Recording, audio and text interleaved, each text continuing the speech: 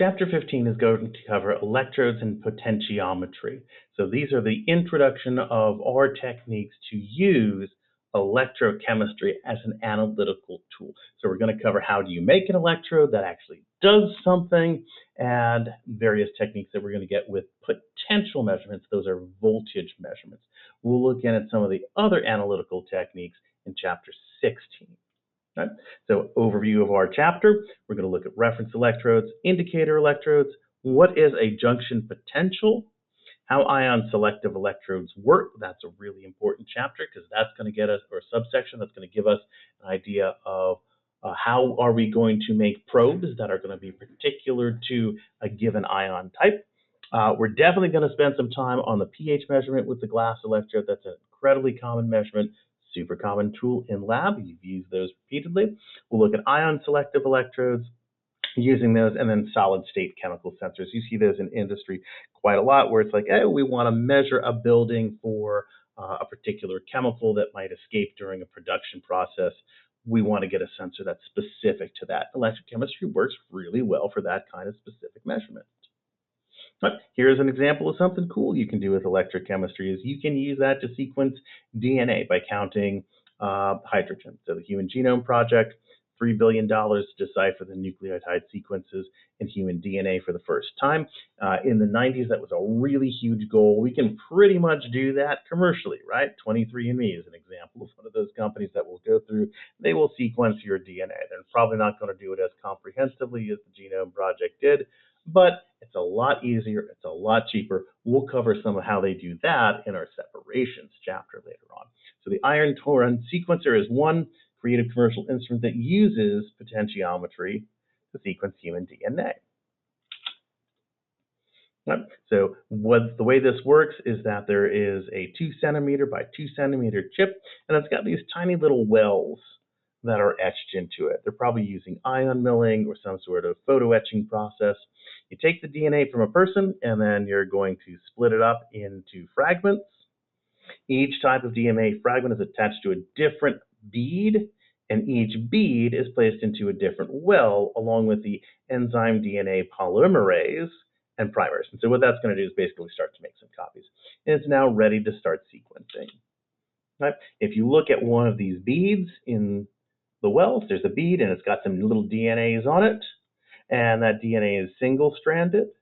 And as you run that polymerase, as you throw in some base pairs, you're going to start to make double-stranded DNA.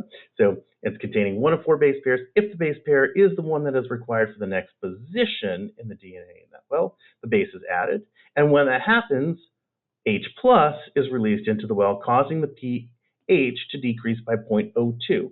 So you've released hydrogen, right, that H plus. That's going to change the pH. By being able to measure that pH, which we can do with electroanalytical methods, we're able to detect whether or not that particular base has been released.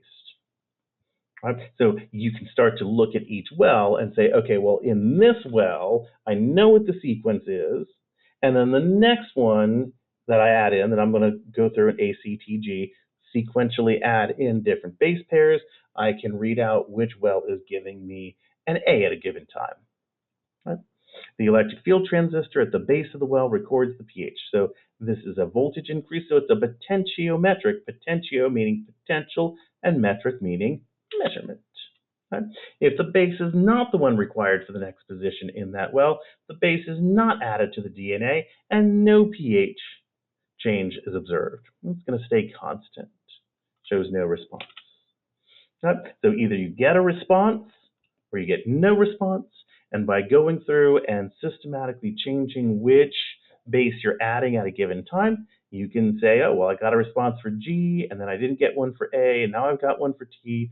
So you can start to build up what that particular DNA sequence is. So here it would be G, T, G, A, C. Right? The non-zero peaks are read in order of addition.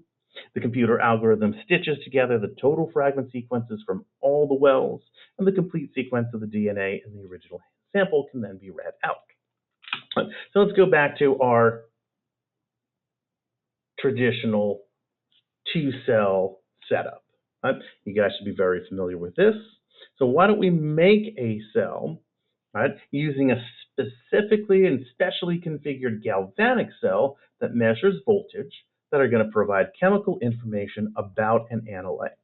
Right? So we're going to set up a cell like this, and what we're going to do is we're going to keep this part over here, right, in this dashed line, right?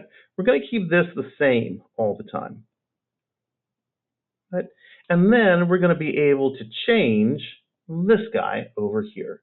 So this over here on the left is going to be some sort of known fairly stable voltage, and that's going to be a reference voltage.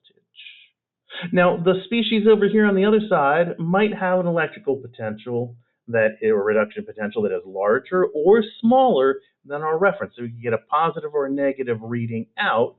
We're going to see how to deal with that in a second too. All right.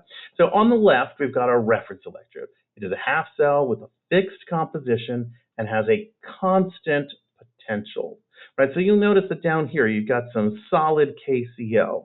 Well, the solid KCl is going to do an important job because in our equilibrium expression K, right, if my K is just going to be the concentration of potassium and my concentration of chloride, that's going to be kept constant as long as there is solid KCl down here at the bottom, just like in an ice water solution. As long as you've got ice and water together, you know that that's going to be 0 degrees C.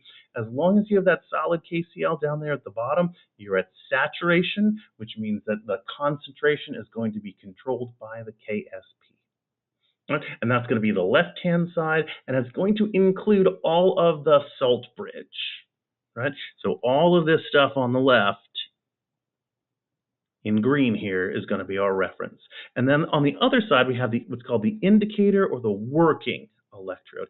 And that's the one that does the business of responding to analyte activity. Here, they've got iron and iron 2+ and a platinum electrode. So they're looking at, can you detect iron? The electrical conductor, the platinum wire that exchanges the electron with the half cell. The reference electrode can also refer only to the electrical conductor or the wire that exchanges electrons with the reference half cell. And the indicator electrode can also refer to the entire half cell. That's just a little bit of clarification on what those terms mean. Yep. So where is the solution that is analyzed? In a potentiometry, one end of the salt bridge and the entire indicator electrode are dipped into the solution that is analyzed. Right? So this indicator electrode, this platinum wire, is dipped into your test solution. Right. So let's look